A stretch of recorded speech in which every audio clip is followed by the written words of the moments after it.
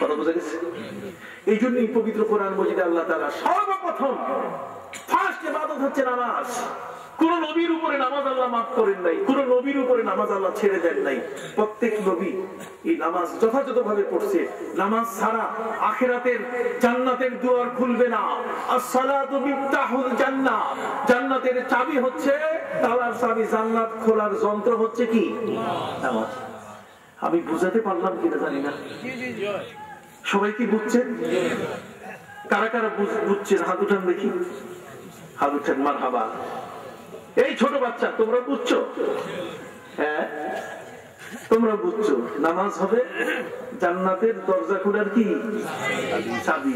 যার নামাজ নাই, রোজা দিয়ে জান্নাতের দুয়ার খুলবে না। হ্যাঁ ভাইরা, হজ দিয়ে নামাজ, হজ দিয়ে জান্নাতের দুয়ার খুলবে না। আউয়ালু মা ইউহাসাবুল আবদু ইনদাল্লাহি ইয়াওমাল কিয়ামাহ আস-সালাহ। কিয়ামতের ময়দানে সবচেয়ে প্রথম যে বিষয়টি আল্লাহ জিজ্ঞাসা করবেন, নামাজ আছে কিনা দেখো। যদি নামাজ নাই, রোজা আছে, পাক্কা রোজা রাখছে, কথা বললাম। যাকাত মানে কি? শাড়ি বিতরণ করতে করতে 2-4 জন মারা গেছে, রেকর্ড হয়ে গেছে আল্লাহর কোর্টে, আদালতে, যে এমন ভাবে শাড়ি বিতরণ করছে যে চাপা খাইয়া মারা হয়ে গেছে। তার মানে দানবী বাপরে বাপ যাকাত দিছে। এই যে যাকাত ইবাদত বন্দেগী, হাজী সাহেব হজ করে আসছে, হজ করে আসার পরে আলহাজ লিখছে। যদি ভুলে কেউ আলহাজ না লেখে, ধমক দিছে, আমি হজ করি নাই, বাট আলহাজ লিখলি না কেন?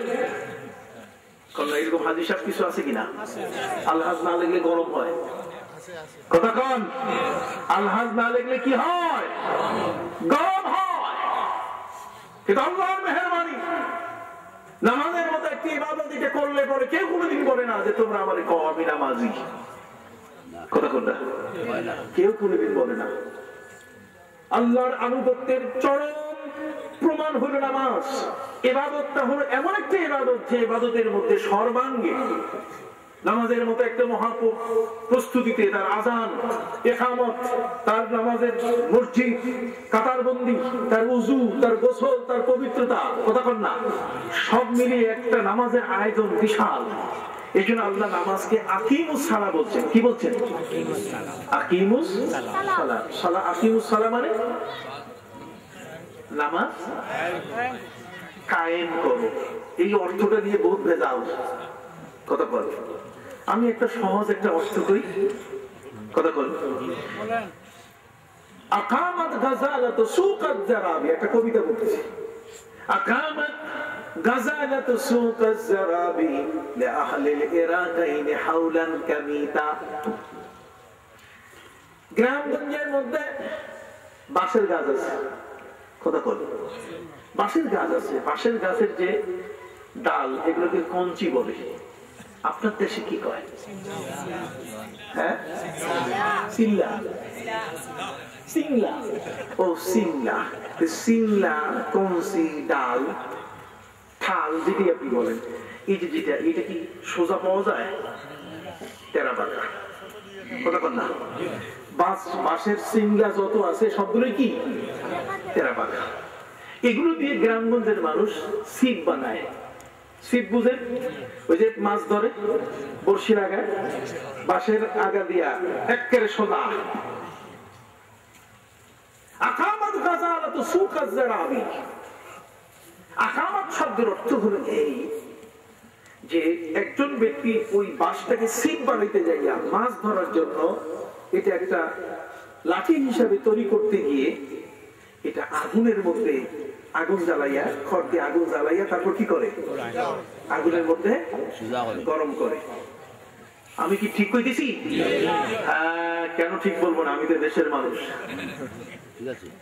এই গরম করার পর এটা যখন গিটটা গরম হয়ে যায়, এই যে হাঁটুটার মধ্যে লাগাইয়া, এটা সবাই বাঁশের মধ্যে লাগাই না, কোথাও লাগাই না, লাগাই কোন জায়গায়? হাঁটুর মধ্যে লাগাই এইরকম দিতে দিতে সোজা করে।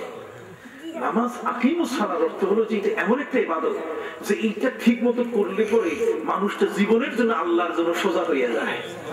ওটা তেরা বাঁকা হয় না, ওটা আর ওই শয়তানের পথে সিনেমা হলে আর যায় না, কথা কথা ওই লোকটা আর কোনোদিন সুদ খায় না, ঘুষ খায় না। বুঝতে পারছেন?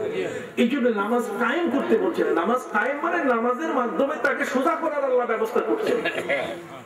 ফলে একজন ব্যক্তি যখন নামাজ কায়েম করে তখন ওই ব্যক্তির পূর্ব প্রস্তুতি থাকে, এক নামাজের পরে আরেক নামাজের জন্য সে প্রস্তুত থাকে। ঘরের বৌমাকে বলে, বৌমা আমি কিন্তু ঘুমাইলাম, তুমি আসরের সময় আমার ডাকাই দিও, আমি এখন কাইলুলা করতেছি। কি করতেছে? কাইলুলা বোঝেন না? একটা আছে কাইলুলা, একটা আছে গাইলুলা, একটা আছে আইলুলা, একটা আছে ফাইলুলা। কথা বল। কাইলুলা হচ্ছে যে ব্যক্তি দুপুরের খাবার পরে একটু ঘুমায়, একটু সোজা পা হইয়া। কথা বল না, ইজা তাকাদ্দা তামাদ্দা, তার মানে যখন দুপুরের খানা খায় তখন শীত পা টান, শীত হইয়া পাটা সোজা করে ঘুমায়। এর কই শীত পা টান, মানে শীত হইয়া পাটা টান করে ঘুমায়। কথা বুঝতে পারছেন? হাজিরি হিজা তাকাদ্দা তামাদ্দা, ওই যে তাশা তামাশা। আর যখন রাতের খাবার খায় তখন কিছুক্ষণের জন্য হাঁটে। আজানের সময় হয়ে গেছে। সম্মানিত সুধী ভাইরা আমার, ইজা তাকাদ্দা তামাদ্দা ওয়া ইজা তাশা তামাশা। নামাজের মতো ইবাদতে একজন ব্যক্তি যখন কিছুক্ষণের জন্য ঘুমিয়ে পড়ে তখন সে তার ঘরের লোককে বলে যে বাকি নামাজের জন্য তুমি প্রস্তুতি নাও। বিজয়ী তাড়াতাড়ি, এত তাড়াতাড়ি গলায় মালা জান্নাতের। কথা বল। নামাজের মতো ইবাদতটি আল্লাহ যেন আমাদের সবার জন্য কবুল করেন, সকল বলে আমিন। আল্লাহুম্মা আমিন। রব্বানা যালামনা আনফুসানা ওয়া ইল্লাম তাগফির লানা ওয়া তারহামনা লানাকুনান্না মিনাল খাসিরিন। রব্বুল আলামিন সূরা মুমিনুনের মাত্র দুখানা আয়াতের তাফসীর তাও খুব সংক্ষেপ ভাবে করলাম। আল্লাহ নামাজ যেন জীবনের যত কায়েম করতে পারি, নামাজের মাধ্যমে যেন গোটা জীবনটাকে তোমার পথে সহজ করে সোজা করে নিতে পারি, আল্লাহ কবুল করে নাও। আয় আল্লাহ পাকের হাদিয়াগুলো নবীজির রওজা মুবারকে সাহাবায়ে কিরাম মুমিনিন মুমিনাতের রূহে খাস করে আল্লামা সাহেব কিবলা রাহমাতুল্লাহ আলাইহির রূহে বখশিশ করে দেন। আল্লাহ আমাদের মা বাবা যারা কবরে তাদের রূহের হাদিয়া বখশিশ করে দেন। যারা বেঁচে আছে আল্লাহ সুস্থ রাখুন, ভালো রাখুন। বিদেশের মাটিতে যারা আছে প্রবাসী, লন্ডন, আমেরিকায়, আল্লাহ সবাইকে সুস্থ রাখুন, ভালো রাখুন। রোগ থেকে শিফা দান করুন, দানগুলোকে কবুল করে নেন। স্থানীয় ভাবে মা বোন সহ সবাইকে দিনদার পরেজগার নামাজি আল্লাহ ওয়ালা আল্লাহ ওয়ালি বানায় দেন। সুবহানা রাব্বিকা রাব্বিল ইজ্জাতি আম্মা ইয়াসিফুন ওয়া সালামুন আলাল মুরসালিন والحمد لله رب العالمين بحرمة لا إله إلا الله محمد رسول الله। আসসালামু আলাইকুম ওয়া রাহমাতুল্লাহ। আপনারা কেউ যদি উবাটা করেন আমরা চিনি বিতরণ করতাম না। আর আমরা স্টেজে ইনো যারা আছেন স্টেজের পিছনে আর বাচ্চাইতরে বলতা একটা অনুরোধ, 5টা মিনিট ধৈর্য ধারণ করবা, চিন্নি হাতে লইয়া বইবা। আমরা একলগে সবরে চিন্নি দিলে পরে উঠিয়া যাইবা গিয়া। একজন উঠলে আরেকজন বিশৃঙ্খলা সৃষ্টি হয়ে যাব। চিন্নি ভাইয়া আপনি 5টা মিনিট ধৈর্য ধারণ করতা, ইনশাআল্লাহ পারবা না নি আপনারা?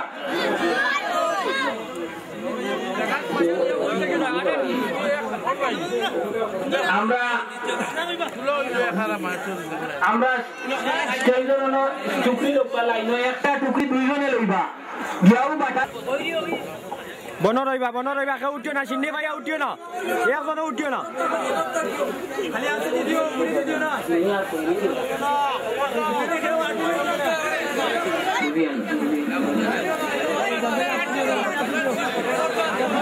সিন্নি ভাইয়া উঠিও না, বনর উঠিও না।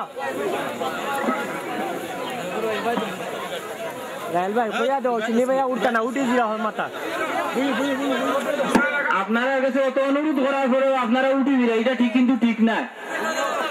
আপনারা পরে হইবা সিন্নি পাইছেন না, আমরা কিন্তু দিতাম পারতাম না। আর কইবা সিন্নি খাওয়াত গেছিলাম পাইছি না।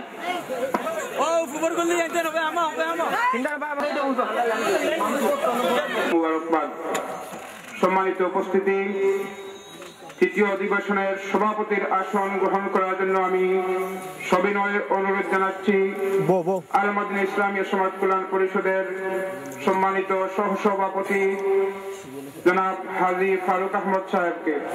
জনাব হাজী ফারুক আহমদ সাহেবকে সভাপতির আসন গ্রহণ করার জন্য অনুরোধ জানাচ্ছি। সম্মানিত মুফাসসিরের আসন গ্রহণ করার জন্য আমি সবিনয় অনুরোধ জানাচ্ছি